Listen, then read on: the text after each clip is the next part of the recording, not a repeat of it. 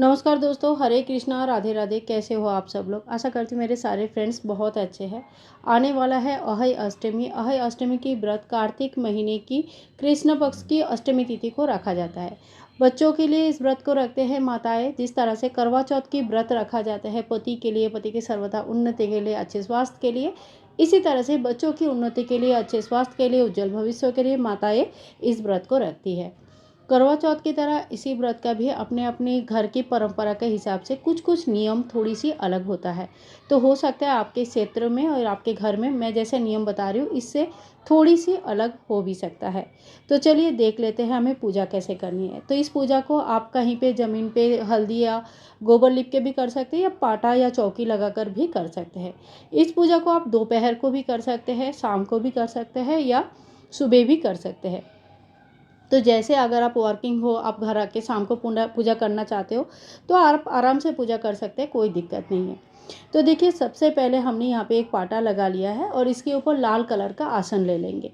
इसके बाद हमें गेहूँ या कोई भी अनाज लेनी है, उस अनाज का हमें यहाँ पे आसन देनी है।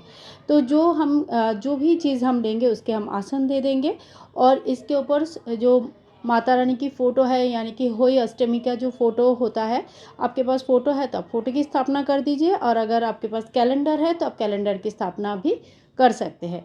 तो देखिए, इस पूजन के दिन माताएं व्रत रख भी सकते हैं, नहीं भी रख सकते हैं। तो ऐसे कोई ज़रूरी नहीं है कि अगर आप व्रत नहीं रखते हो तो आप पूजा नहीं कर सकते, ठीक है। आप बिना व्रत का भी पूजन कर सकते हैं। लेकिन माताएं इस दिन दूध का सेवन नहीं करते हैं, तो ध्यान रखिएगा कि आज अगर आप पूजा कर रहे हैं तो दूध का डायरेक्ट सेवन मत कीजिएगा। तो देखिए, यहाँ पे मैंने होई अष्टमी की जो फ़ोटो या कैलेंडर आता है वो मैंने स्थापित कर दिया है। थोड़ी सी हम गेहूं का आसन लगाएंगे। और इस पूजा में 2 घड़ पूजा जाता है। एक घड़ वो होता है जो करवा चौथ के दिन करवा जो होता था जिसे हम चंद्र पूजन किए हैं वो, और दूसरा मिट्टी की कलश लिया जाता है, घड़ लिया जाता है, या कहीं कहीं कमोई भी बोला जाता है। अब किसी किसी जगह में दोनों घड़ जल से भरा जाता है, और कहीं कहीं एक घड़ जल से भरा जाता है और एक घड़ जो है अनाज से भरा जाता है। यहाँ पे देखिए, कंठ में मूली बांध दीजिएगा, 5 टिकी कर लीजिएगा, या तो फिर आप चाहे तो स्वास्तिक बना सकते हैं। दूसरा जो घड़ है इसमें भी हम टीका लगा लेंगे और मूली बांध लेंगे, और कोई भी अनाज से इसको भर देंगे। आप गेहूँ भी भर सकते हैं, लेकिन देखिए इतनी सी गेहूँ पिसाने के लिए मुश्किल होता है। तो आप चाहे तो चावल भर सकते हैं, या बाजरा ज्वारे वगैरह भी भर सकते हैं, जिसे बाद में हमें दान करना होता है। तो यहाँ पे देखिए, हमने चावल से भर दिया है। इसके ऊपर भी हमें ढक्कन लगा देना है, दोनों घर की ढक्कन होना आवश्यक होता है। और देखिए, इस तरह का ढक्कन अपने मार्केट में आपको मिल जाएगा आसानी से। इसके बाद स्याहू माता का माला होता है और इनकी पूजन किया जाता है। ये माला अगर आपके पास है तो आप जरूर पूजन कीजिएगा, नहीं है तो आप नया ला सकते हैं, या बिना माला का भी पूजन कर सकते हैं। ये नॉर्मली चांदी की बना हुआ रहता है, और इसमें जो मन के ये जो डाले हुए हैं ये अपने अपने घर के परंपरा के हिसाब से डाला जाता है। कहीं पे 5 साल में, कहीं पे बच्चे की शादी होने पे, और कहीं पे हर साल पे डाला जाता है। तो यहाँ पे स्याहू माता का जो माला है वो भी मैंने घर पे रख दिया है। और साथ ही में एक अनाज का थाली रखेंगे, इसके ऊपर दिया प्रज्वलित कर लेंगे। तो देखिए, यहाँ पे इस पूजा को कहीं कहीं दिया जलाया जाता है और कहीं कहीं ठंडी पूजा जाता है। आपके यहाँ बिना दिया का पूजा किया जाता है तो आप दिया मत जलाइएगा।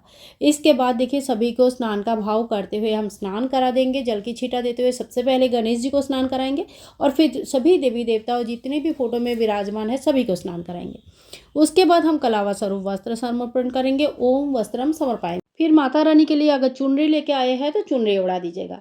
अब देखिए, ये जो 2 घड़ हमने रखा हुआ है, ये 2 घड़ खाली नहीं छोड़ा जाता। तो इसके ऊपर कोई ना कोई मिठाई, कोई फल वगैरह कुछ ना कुछ जरूर रखनी होती है। तो यहाँ पे मैंने बतासा रख दिया है। अब हमें हल्दी का टीका करनी है। हल्दी इस पूजा में विशेष महत्व रखता है। सभी देवी देवता को हल्दी से टीका करना है। गणेश जी है, लक्ष्मी जी है, अहय माता है, दिया है, और जो 2 घड़ है, इन सभी को, और फोटो में जो भी विराजमान है, जितने भी है संतानें हैं, सभी को हम टीका कर देंगे। और होई माता से अपने संतान के लंबी उम्र और अच्छे स्वास्थ्य के लिए, अच्छे भविष्य के लिए प्रार्थना करेंगे। तो देखिए, इसी तरह से सभी को रोली से टीका कर देंगे, हल्दी से टीका करेंगे। हल्दी से टीका करना विशेष माना जाता है। साथ में स्याहू माता का जो हमारे पास माला है उन्हें भी हम टीका करेंगे। इसके बाद गणेश जी को दुर्वा घास लाल फूल चढ़ा देंगे। और माता रानी के लिए भी अगर आपके पास फूल है तो आप फूल चढ़ा दीजिएगा। अगर फूल नहीं है तो आप इस पूजन को बिना फूल का भी कर सकते हैं। यहाँ पे मेरे पास थोड़ी सी फूल था तो मैंने चौकी में अच्छी तरह से माता रानी के सामने फूल सजा दिया है। इसके बाद देखिए भोग लगा जाता है तो पूरे पूरी ये हलवा जो भी आपके घर में इस दिन बना है उसमें से जो गुलगुले होते हैं ना आटे का, ये ज़रूर बनाया जाता है और ज़्यादा से ज़्यादा घरों में यही बनाया जाता है। तो यहाँ पे से 2 गुलगुले हम घड़े के ऊपर भी रख देंगे और पूजा में जो भी हम चढ़ाएँगे वो घड़े के ऊपर थोड़ी-सी हमें रखना है। साथ ही में हम चढ़ा देंगे ऋतु फल, जिसमें एक कम से कम आपका हरा फल होना चाहिए, जैसे खीरा हो गया या पेरू हो गया या जो भी आपका कोई हरा फल है वो चढ़ा सकते हैं। इसके बाद हम अगर आपके यहाँ पे बायना निकाला जाता है तो आप बायना, थोड़ा-सा श्रृंगार का सामग्री और साथ ही में थोड़ी-सी दक्षिणा रख देंगे। इसके बाद 1 लोटा जल ले लेंगे कथा सुनने के लिए। और जब हम कथा सुनेंगे, अगर हम सुबेरे कथा सुनते हैं तो सुबेरे कथा सुनने के बाद इस जल को हमें सूर्य भगवान को अर्घ्य देना है। और अगर शाम को कथा सुनते हैं तो कथा सुनने के बाद जैसे तारे आएंगे तो तारे को हमें अर्घ्य देना है। कथा सुनना हो जाएगा तो इसके साथ जो फूल और दुर्वा घास हमने हाथ में लिया था ये हम माता रानी के चरणों में रख देंगे। और साथ ही में देखिए कथा सुनने के टाइम पे थोड़ी सी हमें हाथ में गेहूं लेके कथा सुनना चाहिए। गेहूं या चावल जो भी अनाज आपने रखा है, तो ये जो अनाज हाथ में होती है कथा सुनने के बाद, कथा सुनने वाली जो अनाज होते हैं, इसमें से थोड़ी सी अनाज हमें जो 1 लोटा जल हमने लिया था इसमें डाल देंगे, थोड़ी सी माता रानी के चरणों में डाल देंगे। और बाकी के जो अनाज है ये चाहे तो आप अपने पल्लू में बांध सकते हैं या तो फिर किसी पात्र में लेके चौकी में रख दीजिएगा। रात को जब हम तारों को अर्घ्य देते हैं तो उस जल में ये गेहूं के दाने डालना है और उसके बाद तारे को पूजन करने हैं, अर्घ्य देना है। जिस तरह से हमें करवा चौथ के टाइम पे चांद का पूजन किया था, बिल्कुल उसी तरह से हमें तारों का पूजन करनी है। और देखिए इसके बाद देखिए पूजा जब हो जाएगा, कथा हो जाएगा, तो हाथ में थोड़ी सी जल लेके 2 बार हम चौकी में बार लेंगे, हाथ जोड़ कर लेंगे। और जो बायना हमने निकाला था, ये बायना आपको जिसे भी देनी है आप उन्हें दे सकते हैं। तो बायना हम निकाल लेंगे यहाँ से, जो फल फ्रूट्स है ये बच्चों को दे देंगे खाने के लिए।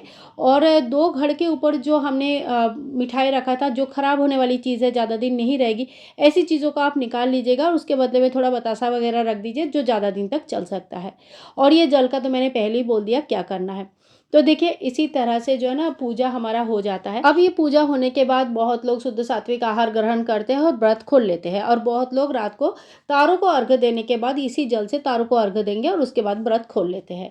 तो आपके यहाँ पे जैसा भी नियम है आप उस तरह से कर सकते हैं, बिना व्रत का भी पूजन कर सकते हैं शुद्ध सात्विक आहार ग्रहण करके। आप देखिए पूजा के अगले दिन आप चौकी का बाकी सामान हटा सकते हैं, फोटो भी हटा सकते हैं, लेकिन ये 2 घड़ कहीं कहीं पे नहीं हटाया जाता है। और ये जो 2 घड़ है ये दिवाली तक रखा जाता है, किसी शुभ दिन देख के, जैसे कोई कोई छोटी दिवाली में, कोई बड़ी दिवाली में, यानी कि जो मेन दिवाली होती है उस दिन, अमावस्या के दिन, और कोई कोई भाई दूज के दिन इस घड़ को हटाते हैं। जो इसमें अनाज वाली घड़ होता है ये किसी को दान कर दिया जाता है। और जो जल वाले घड़ होते हैं, ये जो घड़ का जल है ये पूरे घर में छिड़का जाता है और फिर नहाने के पानी में मिक्स करके बच्चों को नहलाया जाता है। और देखिए जो स्याहू माता का माला है ये कम से कम दिवाली तक तो पहनना चाहिए। बहुत लोग तो साल भर भी पहनते हैं, बहुत लोग दिवाली तक पहनते हैं। और अगर संभव नहीं है तो कम से कम जिस दिन अक्षय अष्टमी रहेगा, पूजा के बाद ये माला आप माला गले में पहन लीजिएगा और अगले दिन फिर खोल सकते हैं।